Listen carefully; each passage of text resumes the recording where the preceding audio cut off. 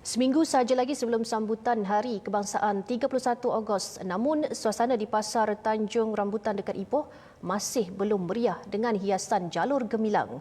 Melihat suasana suram itu, peniaga di pasar berkenaan sepakat untuk menceriakannya dengan bendera kebangsaan. Menurut peniaga, Bulan Kebangsaan bukan sekadar disambut dengan laungan merdeka. Sebaliknya, semangat cintakan negara perlu dizahirkan dengan mengibarkan jalur gemilang.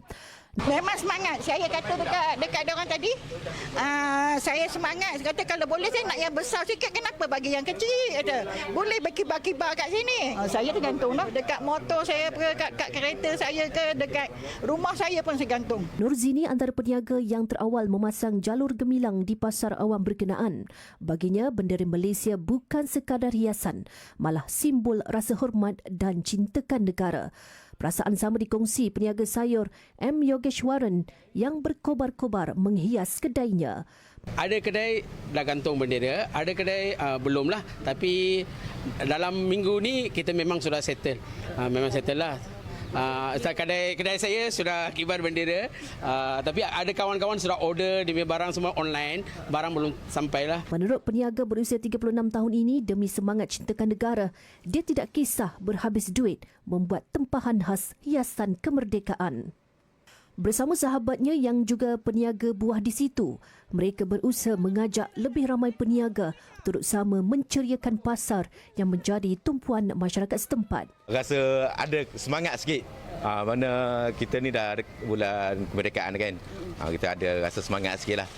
Bagi jagi kita semua kita bagi tahulah kepada rakan-rakan niaga gantung bendera. So, maksudnya ajak kawan ramai-ramai lepas ni hias bendera? Kita hias pasar kita dengan bendera lah.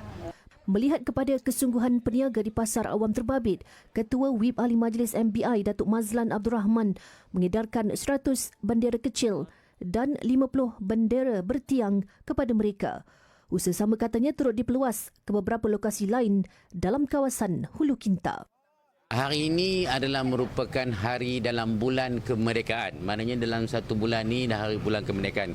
Ini merupakan satu yang kita beri kepada penduduk peniaga-peniaga pasar dan di hadapan tempat pasar. Ini merupakan satu tempat yang tumpuan kepada orang hari datang ke pasar ni.